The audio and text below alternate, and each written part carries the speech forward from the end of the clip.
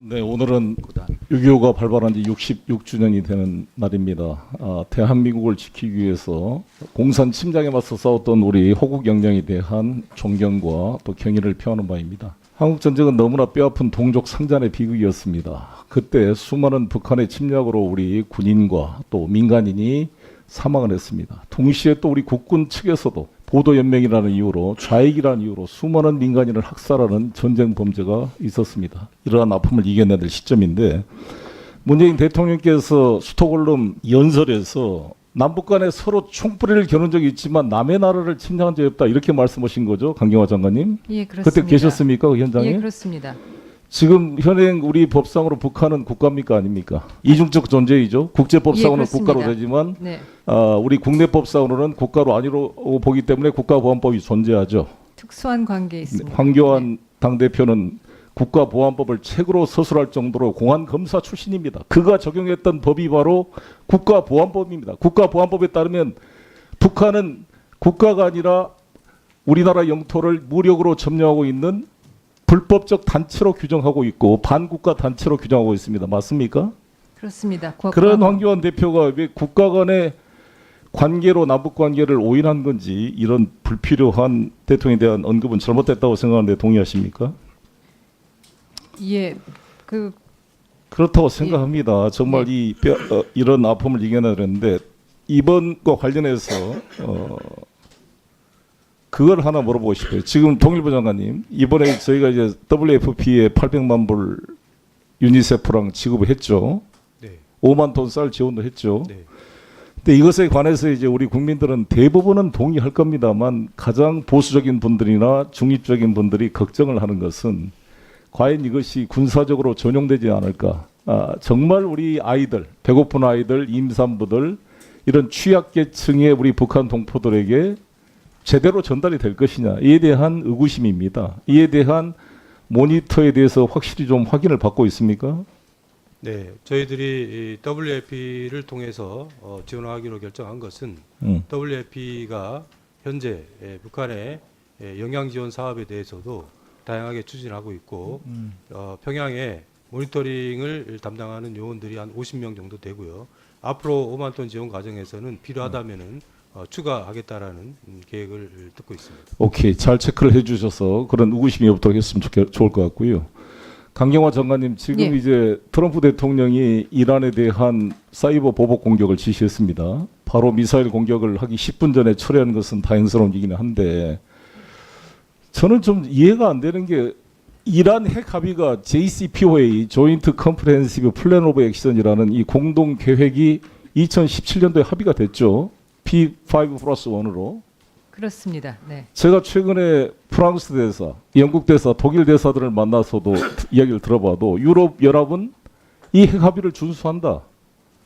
그리고 그 바보드 기자가 쓴 퓨리라는 책 보셨습니까? 강경화 장관님?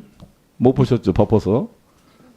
퓨리라는 책, 분노라는 그 책 바보드 기자가 쓴 거 못 보셨습니까? 예, 유학본에 대해서 보고 그 받았습니다. 내용에 나오면 이런 이야기 나옵니다. 거기서 틸러슨 미 국무장관이 이란에 대한 핵 합의를 취소하자고 트럼프 대통령이 이야기하니까 아니 지금 국제기구 모두가 판단해 보니까 어찌됐건 형식상으로 이란이 핵 합의를 지키고 있는데 무슨 핑계로 이거를 철수할 수 있습니까? 라고 반문을 해요. 그래서 틸러슨이 해임됐는지 모르겠지만 좀 이해가 됩니까 이게? 아니 저는 이게 프랑스 대사도 저한테 하는 말씀이 유엔 안보리 상임이사국 5개 나라와 독일과 이란이 다 해서 7개 나라가 합의한 이 합의서를 대통령이 바뀌었다고 일방적으로 무시를 해버리면 어떻게 북한을 설득해서 핵 포기를 유도할 수가 있겠습니까? 어떻게 생각하십니까? 예, 미국의 그런 어떤 대이란 정책에 대해서 제가 공개적으로 평가를 하는 것은 좀 공개적으로 문제가 있다고 않더라도 생각합니다. 저는 미 그 폼페이오 장관한테도 분명히 이런 점을 지적해야 된다고 봅니다. 아니 대통령이 바뀐다고 미국을 대표했던 오바마 대통령 켈리 장관이 합의 사인한 것을 무시해 버리면 만약에 지금 북한이 트럼프 대통령 말을 믿고 사인을 했는데 핵을 다 포기했는데 다음에 뭐 민주당이 대통령이 돼가지고 트럼프 합의한 건 다 무효다 해버리면 뭘 믿고 하겠냐라고 반문할 수 있지 않겠습니까? 어떻게 생각하십니까? 뭐 여러 가지 그 함의가 있겠습니다만 또 한 가지 분명한 것은 그 트럼프 대통령은 아주 근본적인 북핵 해결을 추구하고 있다는 것입니다. 그래서 정말 북한 핵의 완전한 해결이라는 점에서는 그 JCPOA가 근데 트럼프 대통령이 보기에는 문제는 완전한 해결이 아니었기 때문에 그런 결정을 내린 글쎄요. 것으로 보입니다. 근데 그 완전한 해결이라는 게 그렇게 저는 이 장관님이 스탠스를 하면 안 된다 보여지고요. 저는 이건 심각한 문제라고 생각합니다. 트럼프 대통령 임기가 제한되어 있고 김정은은 임기가 없는 상황인데 아니 우리가 상법에서도 전임 대표이사가 사인한 것은 후임 대표이사가 법적 책임을 지게 되어 있어요. 어떻게 한 국가의 대통령이 전직 대통령이 사인한 것을 이렇게 무시할 수가 있습니까? 이것도 참 심각한 문제로 보여지고 방위비 재협상과 지금 이 문제는 논의가 되기 시작하고 있습니까? 아직 미측의 내부 검토가 아직 안 되고 있어요? 네, 그렇습니다. 트럼프 대통령이 이번에 G20 갔다가 우리나라 오시죠. 오시면 여기 저기 평택 미군 기지 방문할 계획은 없습니까? 네, 다시 말씀해 주시죠. 평택 미군 기지 방문할 계획은 없습니까? 지금 세부 일정은 아직 조율 중입니다만 저는 평택 미군 기지를 꼭 가보셨으면 좋겠는데 우리 네. 대한민국이 444만 평의 세계 최고의 미군 기지를 공짜로 제공하고 있다는 사실을 트럼프 대통령이 명백히 인식하게 함으로써 방위비 협상에 대한 오해를 풀어줬으면 좋겠습니다. 지난번에 오셨을 때 다녀가셨습니다. 평택. 아니, 그거를 좀 다시 한번 강조해줬으면 좋겠어요.